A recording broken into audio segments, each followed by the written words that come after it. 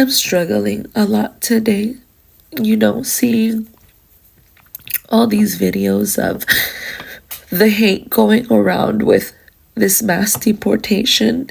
And it hurts my heart because, you voted for who you voted for. But why so much hate? I can't sleep, I can't eat, I can't drink anything without feeling pain and pain, true pain. President Trump, we love you. We will support you all the way to the end. Thank you for everything you've been doing. We have a message for you, President Trump, from all the way down from the RGB 956. Latinos for Trump here representing. We've been with you since 2016. Co-founded Latinos for Trump. We pray for you, and it's time to what? Finish the wall! Finish the wall! Finish the wall! Finish the wall! Finish the wall! Finish the wall! Finish the wall! Finish the wall! Trump all the way. Are you for Trump? Absolutely. So what would you say to someone who says you're Mexican and Trump hates us? He doesn't hate us. He hates the lawbreakers. He hates the illegals. Don't come here illegally. I think it's funny how everybody's true colors are coming out, especially the black people, because y'all are quick to forget what country you guys flee to shelter when you were slaves. You're quick to forget when Black Lives Matters movement was happening, who was right there next to y'all. Y'all quick to forget that every time you guys are out there protesting for your rights, who was right there next to y'all. Now you're out here making videos talking about let's sit this one down. But you're also quick to talk shit on us. And then when we say something, you're quick to play the victim card and say, well, you're being when y'all are starting it.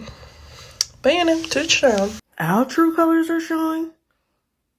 Just because we decided no was a complete sentence and statement? No, we're not marching. No, we're not protesting. No, we're not speaking. Yes, we're pouring into each other, into our community, into our causes, into our rights. Now, everybody wants to play victim because we decided that racism, and we knew was never dead to begin with.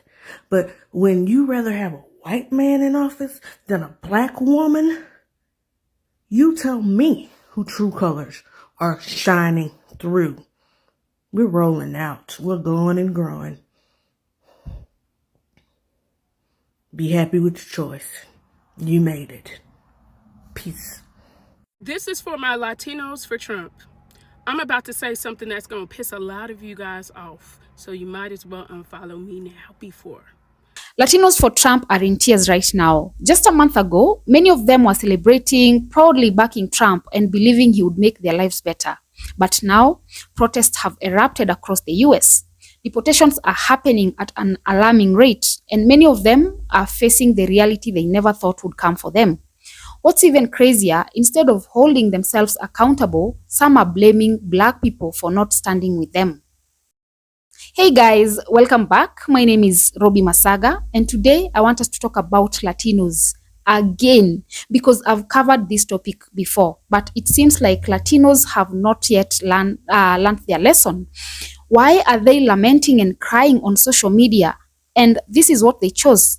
Well, the situation is wild, but not surprising. Today we are breaking down why some Latinos are regretting their support for Trump, why they suddenly crying out for help, and most importantly, why Black people are not responsible for fixing the mess they helped create. This is for my Latinos for Trump. I'm about to say something that's going to piss a lot of you guys off, so you might as well unfollow me now before. But just hear what I have to say.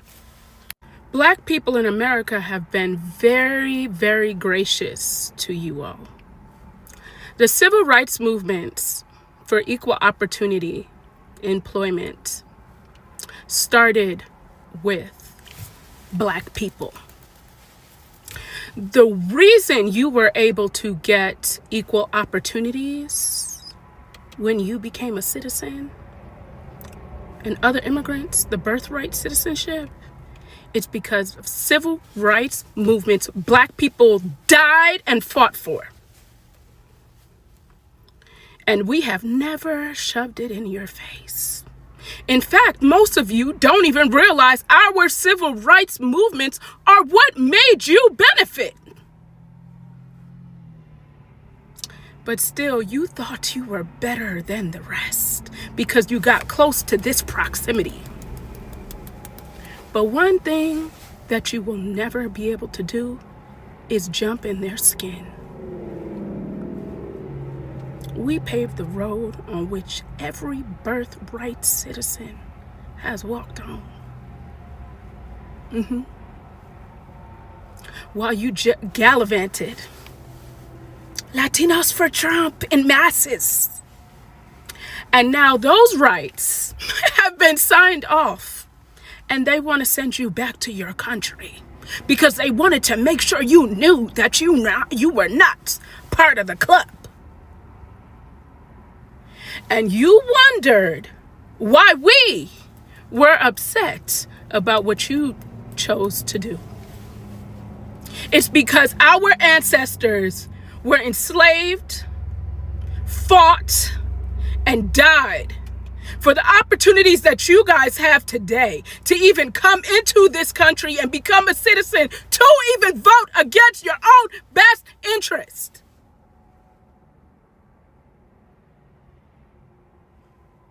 So just know, you would have been nothing without us either.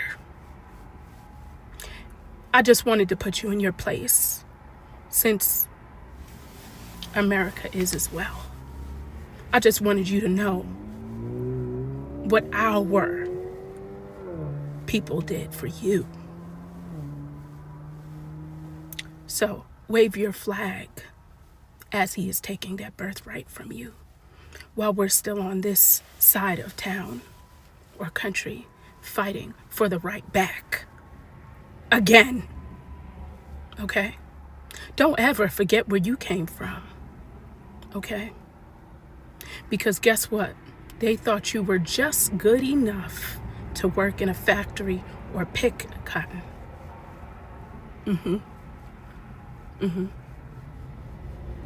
Yeah. Yeah. And now they think inmates and black people are going back to the field. But they got a new thing coming.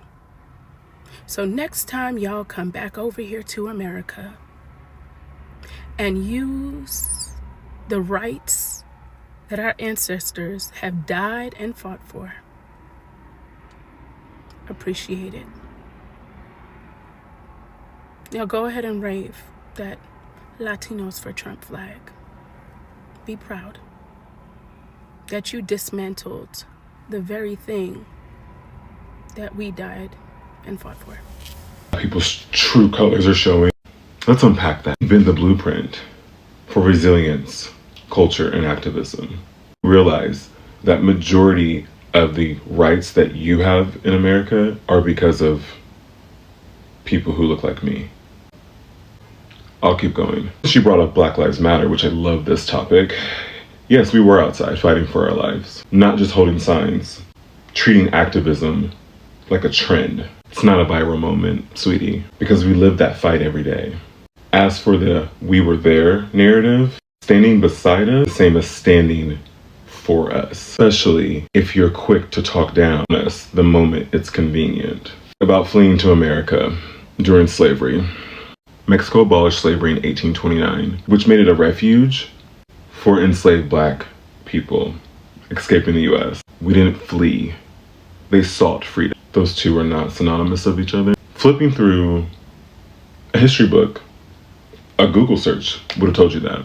Lastly, I'll say this. Solidarity comes with conditions or backhanded comments. Keep it. Black people don't need performative allies. Damn sure don't need people who want to sit here and not take accountability for their own actions and question their own people why they voted for that jackass. We did our part. So yeah, you know I'm gonna be at? Right here, chilling. I'm in the house. Good luck. Latinos for Trump, it is time to embrace the consequences of your actions. I've always been a firm believer of fighting fire with fire. If somebody goes low, I'll go lower. Now, with that being said, I know for a fact that most Latinos for Trump have undocumented family members, whether that be their parents, siblings, aunts, uncles, etc. So if you know of a Latino who voted for Trump, I urge you to call this number and report said family members. It's time that these Latinos for Trump get a taste of their own medicine and a taste of poetic justice. Now I know what you may be thinking, Angel, this is extreme, and I agree, but extreme problems call for extreme solutions. And unfortunately, many innocent people are going to be affected by this, but you can't be that innocent if you raised a Latino for Trump. And before all of the Latinos for Trump come at me all angry, this is what you wanted. This is what you voted for. You should be happy.